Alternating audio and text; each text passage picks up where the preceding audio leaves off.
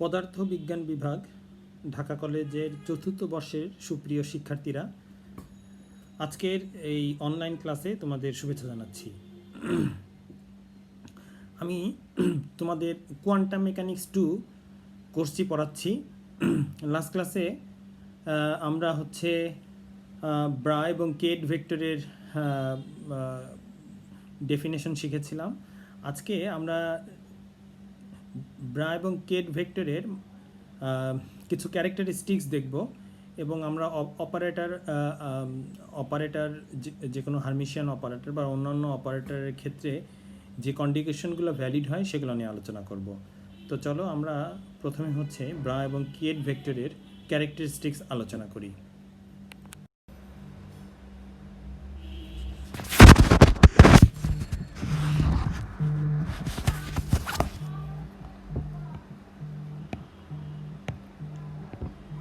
দেখো, characteristics of bra and ket vectors. প্রথম কথা দেখো, নাম্বার 1, নোটেশন। ব্রা এবং কেট ভেক্টরের ক্ষেত্রে আমরা আসলে দেখো, এই যে ট্রায়াঙ্গুলার ব্র্যাকেট বলে এটাকে, তাই না? এটাকেই কিন্তু আমরা দুইটা ভাগ করেছিলাম। এইটার নাম দিলাম ব্রা, এটাকার নাম দিলাম কেট, ট্রায়াঙ্গুলার ব্র্যাকেটকে। সো আমরা যখন কোনো আইগেন স্টেট প্রকাশ করি, দেখো এরকমকে আমরা লিখি n, অ্যান্ড যে কোনো একটা, আসলে এটা একটা পি ভেক্টর হিসেবে আমরা রিপ্রেজেন্ট করি। নাম্বার 2 হচ্ছে, if B and C are two operators। আমরা গত ক্লাসে কিন্তু অপারেটর নিয়ে বিস্তারিত আলোচনা করেছিলাম। তাহলে বি আর সি যদি দুইটা অপারেটর হয়, সাইটা যদি আইগেন স্টেট প্রকাশ করে, তাহলে অপারেটর যখন আইগেন স্টেটের উপর অপারেট করবে, তার মানে সে একটি নতুন আরেকটা স্টেট ক্রিয়েট করবে। সো এটাকে আমরা বলছি নিউ কেট ভেক্টর। তার মানে একটা কেট ভেক্টরের উপরে যখন অপারেটর অপারেট করে, সে কিন্তু একটা নতুন ভেক্টর ক্রিয়েট করে। ঠিক একই রকমভাবে আমি যদি বলি সাই হচ্ছে একটা ব্রা ভেক্টর, এবং তার উপরে যদি কোনো অপারেটর সি অপারেট করে, এবং সেটা অবশ্যই রাইট সাইড থেকে, তাহলে দেখো সে কিন্তু আরেকটা নিউ ব্রা ভেক্টর দিবে। থার্ড প্রপার্টিটা কি? If a1 and a2 are two complex number, complex number কিন্তু তোমরা ভালো করেই চেনো, অর্থাৎ √(-1). if a1 and a2 are two complex number, then for k and m, মানে দুইটা কেট স্টেট ভেক্টরের জন্য আমরা কি লিখতে পারি? a1k plus a2m equal to আরেকটা নিউ কেট স্টেট। এটা একটা নিউ কেট ভেক্টর। তার মানে আমরা দুইটা কমপ্লেক্স নাম্বার যদি আলাদা আলাদাভাবে দুইটা কেট ভেক্টরের সাথে অপারেট করে অ্যাডিশন করি, তাহলে সেটা কিন্তু আরেকটা নতুন কেট ভেক্টর দিবে। Number 4, the expectation value of operator f যদি একটা অপারেটর হয়, এটার এক্সপেকটেশন ভ্যালু বা তোমরা বলো প্রত্যাশিত মান, সেই এফ ভেক্টরের জন্য এক্সপেকটেশন ভ্যালু কত হবে? সেটা আসলে একটা ইন্টিগ্রেশনটা হচ্ছে সাই কমপ্লেক্স কনজুগেট এফ সাই ডি টাউ। তার মানে এইটাকে আবার একটা দেখো, এরকম ট্রায়াঙ্গুলার ভেক্টর নোটেশন দিয়ে কিন্তু এই সেম জিনিসটাকে, এই ইন্টিগ্রেশনটাকেই আমরা এইভাবে লিখি। তোমরা কিন্তু মনে রেখো যে আমরা যখন এফকে ট্রায়াঙ্গুলার ব্র্যাকেটে দিচ্ছি, এই একই জিনিস মানে কিন্তু এইভাবে লেখা। সো তোমরা যখন অন্যান্য থিওরিগুলো আগানো হবে তখন তোমরা কিন্তু খেয়াল করবে যে আমরা এই নোটেশনকে কখনো ওই ফর্মে লিখছি, আবার এই ফর্মটাকে দেখো আবার কখনো ইন্টিগ্রেশন ফর্মে লিখছি। সো দুইটাই কিন্তু সম্ভব। ওকে, number 5, the eigenvalue equation for bracket notation। কিভাবে আমরা আইগেন ভ্যালু ইকুয়েশন লিখি? দেখো এইচ একটা অপারেটর, সে যখন একটা কেট ভেক্টরের উপরে অপারেট করবে সে কিন্তু একটা ভ্যালু দিবে। ওকে, এই যে ভ্যালুটা দিল, দেখো এই সামনের যে ভ্যালুটা, এটাকেই আমরা বলি আইগেন ভেক্টর। মানে ব্যাপারটা হচ্ছে, আমি একটা এক্সাম্পল দিয়ে বোঝাতে পারি। মানে ddx মনে করো e⁻²x, তোমরা যদি এটাকে ডিফারেন্সিয়েশন করো তাহলে কি হয়? 2টা e2x তাই হয় কি না? ঠিক একই রকমভাবে দেখো এই e2x এটাই হচ্ছে আমাদের এখানে কেট ভেক্টর প্রকাশ করছে। dxটা কি? ddx যেটা, এটা কিন্তু আমাদের অপারেটর, যেখানে এখানে h। সো আর 2 যেখানে আমরা এখানে যে 2টা পাচ্ছি, এটাই হচ্ছে আইগেন ভ্যালু।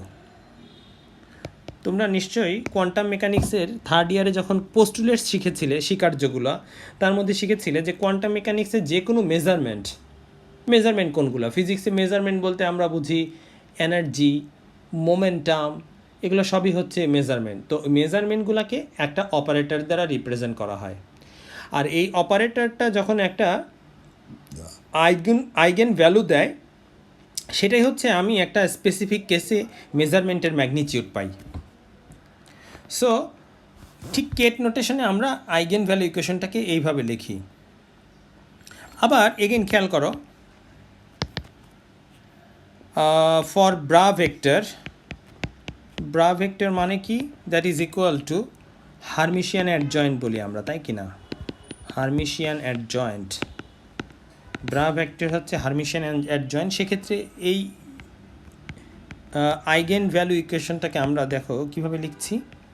আমরা লিখছি এইভাবে, hermitian adjoint H plus, H ড্যাগারও বলে এটাকে, কে ল্যামডা কে স্টার। দেখতে পেলে? অর্থাৎ ইকুয়েশনটা কিন্তু দুইটা ক্ষেত্রে একটু ভিন্ন রূপ ধারণ করলো। আমরা প্রথম যে ইকুয়েশনটা নোটেশনটা ইউজ করেছি, দেখো এটা হচ্ছে ব্রা ভেক্টরের জন্য, আর কেট ভেক্টরের জন্য একই কন্ডিশন, কিন্তু যেহেতু অপারেটর রাইট সাইড থেকে অপারেট করে, আর হারমিশিয়ান অপারেটরের কথা যদি বলি তাহলে এটা অ্যাডজয়েন্ট অপারেটর নিলে আমরা আইগেন যে ভ্যালুটা সেটার কমপ্লেক্স কনজুগেট হিসাবে পাচ্ছি। এরপরে নাম্বার 6, শ্রোডিঙ্গার ইকুয়েশন। কোয়ান্টাম মেকানিক্সের মূল একটা ইকুয়েশন, যেমন ক্লাসিক্যাল মেকানিক্সের নিউটনস লসগুলো যেমন একটা ইম্পর্টেন্ট বেজ, ঠিক কোয়ান্টাম মেকানিক্সের শ্রোডিঙ্গার ইকুয়েশন ঠিক এরকম একটা বেজ। তো Schrodinger equation in ket notation আমরা শ্রোডিঙ্গার ইকুয়েশন কীভাবে লিখি? আমরা কেট নোটেশনে দেখো এটাকে লিখছি h psi is equal to i h cut del by del t Sai.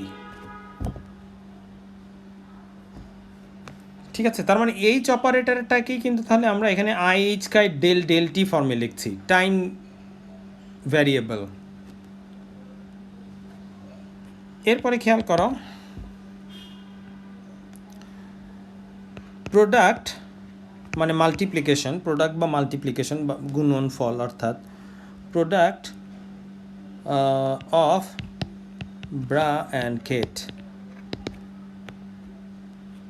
So এটা একটা স্কেলার প্রোডাক্টটাকে তাহলে আমরা কিভাবে লিখব? আমরা দেখো স্কেলার প্রোডাক্টটাকে লিখছি সাই সাই।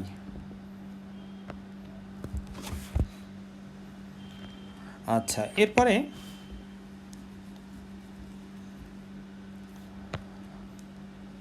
অর্থ normalization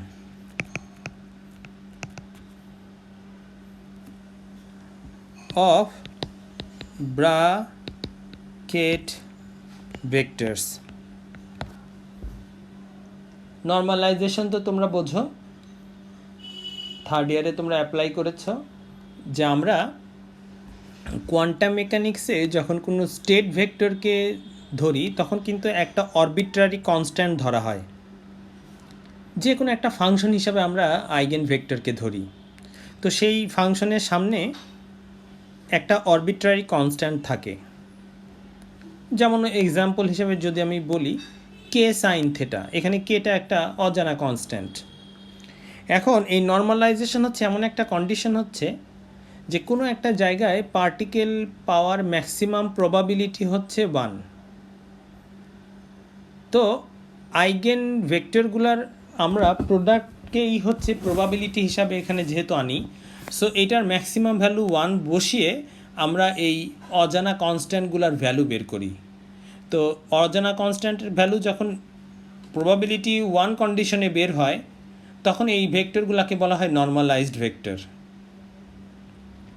অর্থাৎ আমি নিশ্চিত করছি যে প্রবাবিলিটিটা 1-এর উপরে হবে না। তো অর্থোনর্মালাইজেশন অফ ব্র্যাকেট ভেক্টর, সেক্ষেত্রে আমরা এটাকে এইভাবে লিখি সাই এম সাই এন, শর্টলি এটাকে লেখা হয় M N equal to delta M N. এই কন্ডিশনটাই হচ্ছে অর্থোনর্মালাইজেশন কন্ডিশন। তো এই কয়েকটা আসলে আমরা যেটা এখন আলোচনা করলাম সেটাই আসলে ব্রা এবং কেট নোটেশনের প্রপার্টিজ। এরপরে আসো আমরা হার্মিশিয়ান অপারেটর নিয়ে একটু আলোচনা করি।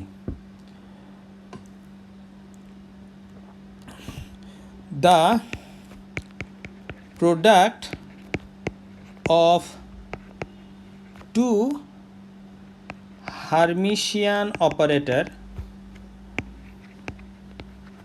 the product of two Hermitian operators is Hermitian. If the product of two Hermitian operators is Hermitian if the operators commute. Commute করা মানে তো তোমরা বোঝো, বিনিময় করা। তো এই কন্ডিশনটা কখন আমরা কখন এটাকে ভ্যালিড করছি, যে দুইটা হার্মিশিয়ান অপারেটরের প্রোডাক্ট মানে গুণনফল করলে সেটাও হার্মিশিয়ান হবে। কন্ডিশন কি? If the operators commute. Commute করা মানেটা কি?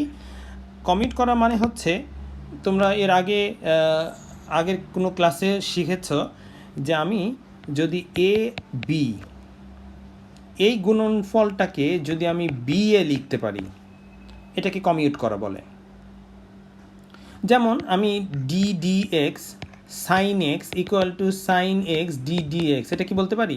তাহলে এই দুইটা কিন্তু কমিউট করছে না। সো এইটা আর এটা কিন্তু কমিউটেটর রিলেশনশিপ না।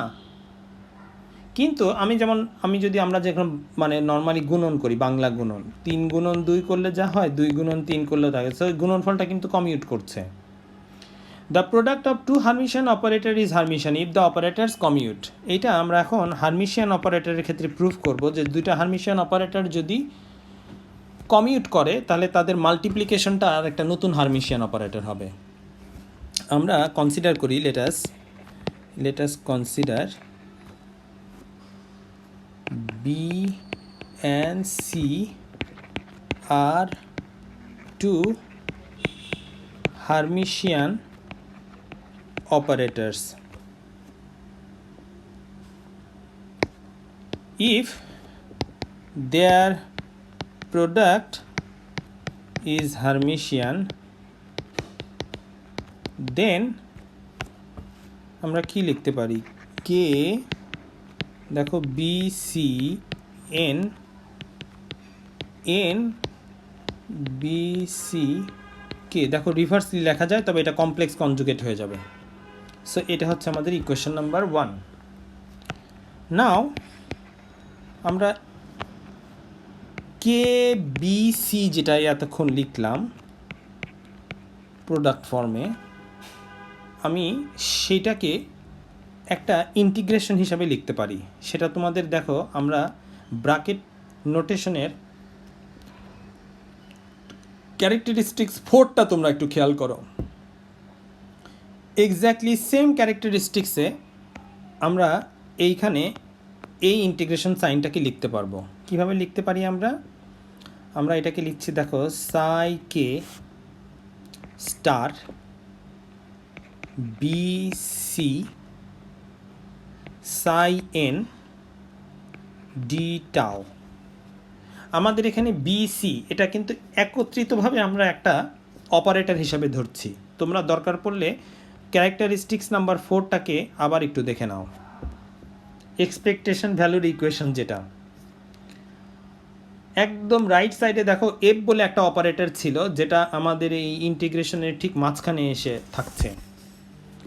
তাহলে আমরা এইখানে এই কাজটাই আসলে করছি এখানে। তাহলে আমি সাই কে বিসি স্টার সাই ডি টাও, তাহলে এইটাকে এইভাবে লিখতে পারি। এখন এইটাকে আমরা কি লিখতে পারি, বি যদি হারমিশিয়ান হলে আমরা তাহলে বিটাকে সামনে নিতে পারি, B star Sai K star C and Sai N, যেটা বিটা কিন্তু দেখো হারমিশিয়ান কনজুগেট হিসাবে এখানে কিন্তু বাইরে আসলো। তাহলে আমরা এটাকে লিখতে পাচ্ছি ডি টাও। তাহলে আমরা কেন বিকে এইভাবে লিখতে গেলাম, কারণ বি ইজ হারমিশিয়ান। এখন দেখো এইটাকে আমরা আবার লিখতে পারছি,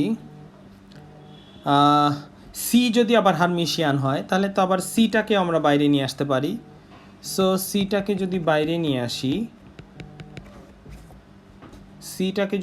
নিয়ে আসি তাহলে সাইকে মানে আমি অপারেটরটাকে স্টেট ভেক্টরের সামনে নিয়ে আসতে পারছি একই রকম কন্ডিশনে, সাই এন ডি টাও। এটা আবার কেন পারলাম, কারণ সি ইজ হারমিশিয়ান।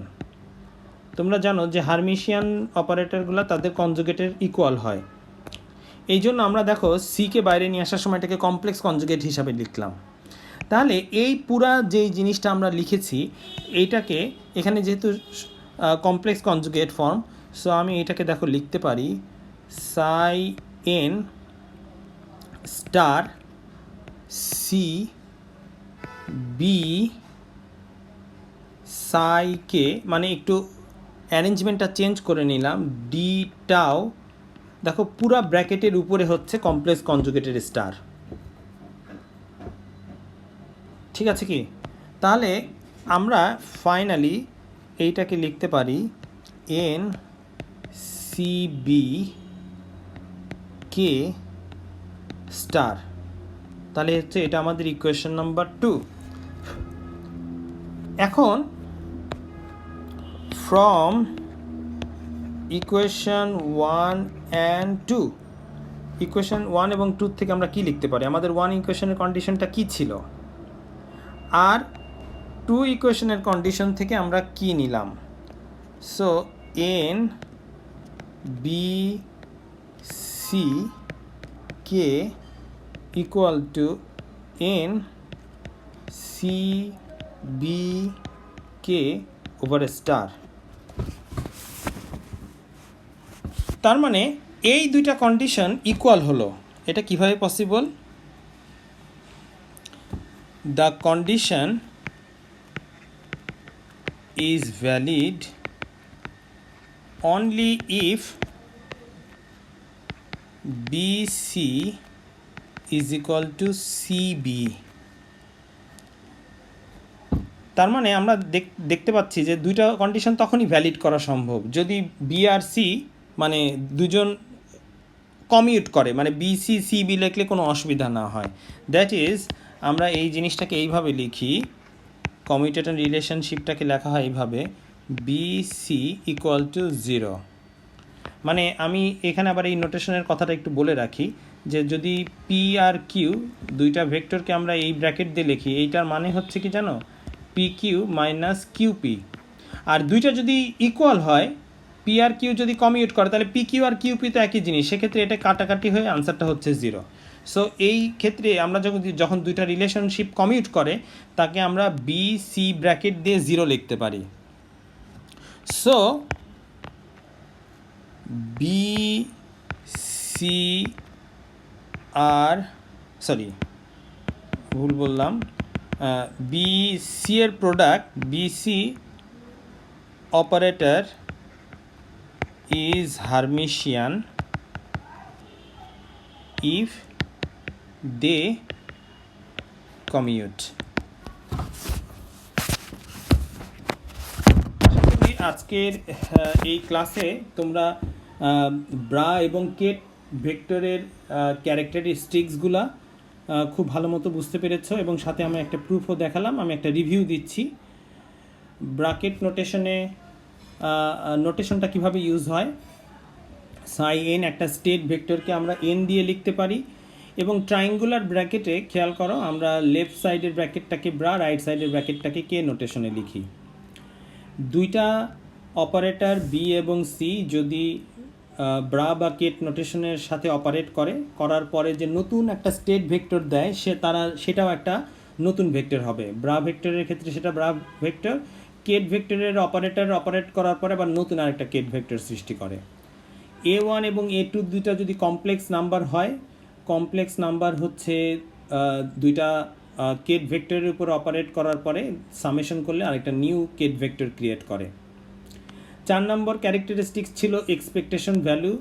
যে কোনো একটা অপারেটর এফ এর জন্য এক্সপেকটেশন ভ্যালুটাকে আসলে ট্রায়াঙ্গুলার এফ ব্র্যাকেট দিয়ে লেখা হয়, বাট এটা আসলে একটা প্রোডাক্ট যেটা একদম রাইট সাইডে আমি রেড কালি দিয়ে শো করলাম। এবং এই অপারেটরের এক্সপেকটেশন ভ্যালুটা আসলে একটা ইন্টিগ্রেশন, যেখানে সাই হচ্ছে স্টেট ভেক্টর, সেটার কমপ্লেক্স কনজুগেট, এবং রাইট সাইডে স্টেট ভেক্টরটা, মাঝখানে হচ্ছে অপারেটরটাকে বসানো হয়। নাম্বার 5-এ হচ্ছে আইগেন ভ্যালু ইকুয়েশন, যেটাকে আমরা বলি। ব্রাকেট নোটেশনে আইগেন ভ্যালু ইকুয়েশনটাকে ঠিক এক্স্যাক্টলি এই ফর্মে লেখা হয়।